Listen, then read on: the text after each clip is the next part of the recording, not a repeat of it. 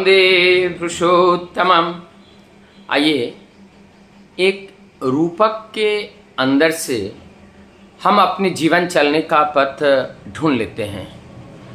अनेकों शिक्षा हमें प्रकृति से मिलते हैं, विभिन्न रूपों के माध्यम से। परम पुरुष इस धरती पर आते हैं, भक्त के साथ अपने लीला रचते हैं और वो लीला अनंत काल तक हमें प्रेरणा देती रहती हैं। और इस लीला से जो आकर्षित होते हैं उनकी जीवन लीला भी परिवर्तित हो जाता है। तो दो व्यक्ति थे, एक सुकृति और एक कुकृति। नाम से ही जाहिर है, सुकृति ये अच्छे कामों में अपने समय देते थे और कुकृति जो हैं सदैव ये गलत कार्यों की ओर इनका झोंक होता था। हाँ, लेकिन इन लोगों में एक परिवर्तन देखने को मिलता था। जो सुकृति हैं वो आदर्श को लेकर के जीवन में चलते थे। उनके जीवन में जो बाधाएं आती थी वो बाधाएं अति सहजता के साथ वो अतिक्रमण करते थे। लेकिन जो कुकृति हैं उनकी जीवन की बाधाएं तो आती तो जैसे बिन पानी के मछली तड़पते हैं, उनका जीवन में भी ऐसा ही तड़पन, ऐसा दुख उस कुकृति के जीवन में था। सुकृति ने एक दिन उनको कहा कि आप अपने जीवन में आदर्श को धारण करो। देखना, आप अपने जीवन में अनेकों बाधाओं के बीच भी आप एक आराम, एक भरोसा आपके अंदर रहेगा जिससे आप विचलित नहीं होंगे। सुकृति के बात को जान करके आप जो है उन्होंने आदर्श को जीवन में ग्रहण किया।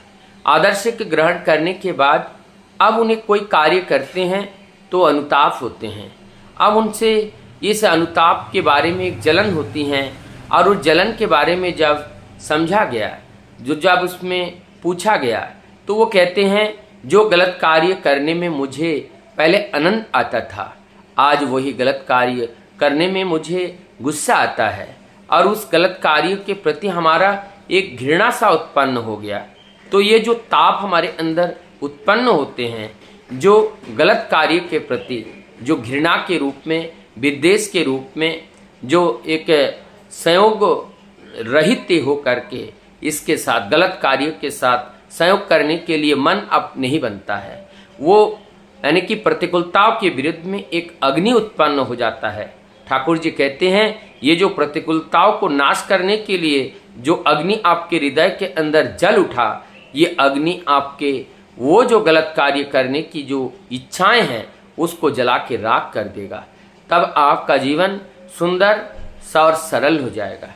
हम लोगों ने सुना पाप, पाप किसे कहते हैं, पुण्य किसे कहते हैं। ठाकुर जी सहज तरीके से बोला, पाप उसे कहते हैं जिस आचरण से और जिस श्रवण से और जिस कर्तव्य के माध्यम से प्रभु के प्रति मेरा आकर्षण बढ़ जाए वो पुण्य है, और जिस कार्य में और जिसमें संलग्न होकर प्रभु के प्रति हमारा विकर्षण बढ़ जाए वो पाप है। तो इस तरह सन्यास के लिए बोलते हैं ठाकुर जी, सन्यास की बात कही गई।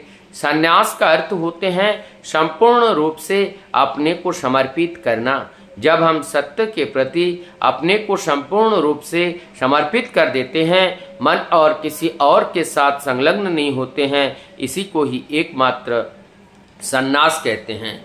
और जब हमारा मन अडिंग हो जाता है, एक जगह रुक जाता है और विचलित नहीं होते हैं, किसी दुष्ट नारी की तरह वो अनेकों पतियों के साथ अपने जीवन नहीं बिताते हैं, तो उसे सती कहते हैं। ठीक उसी प्रकार से जिस भक्त का उस एकात्म जो एकमेव अद्वितीयकम, जो एक एवं अद्वितीय, जो उनके साथ अपने नाता को जोड़ लेते हैं, उस परमेश्वर परमपिता के साथ जो अपना नाता को जोड़ लेते हैं, वही वास्तव में सत्य व सती है।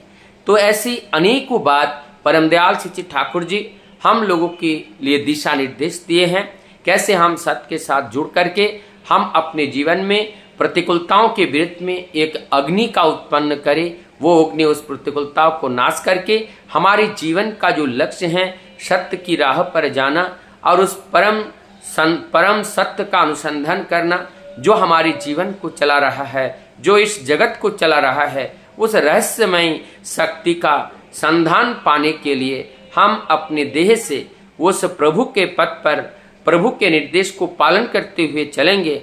एक दिन निश्चित रूप से जो पर्दा पड़ा हुआ है वो पर्दा हटेगा, सत्य का दर्शन होगा, आत्म का दर्शन होगा, आत्मज्ञान होगा, आत्म बुद्धि होगी और आत्म चेतना से हम भर जाएंगे। तब हमारी दृष्टि बदलेगी, हमारी श्रवण इंद्रिय बदलेगा, हमारी रसेंद्रिय बदलेगा, हमारा कर्म बदलेगा, हमारा लक्ष्य बदलेगा, हमारा विचार बदलेगा, हमारा जीवन एक बदलाव के साथ एक नया जीवन को अंदर हम प्रवेश करेंगे। तो आइए आज हम परम पिता को पकड़ करके अपने जीवन की उस राह को पकड़े जिस राह में सबको एक दिन चलना है।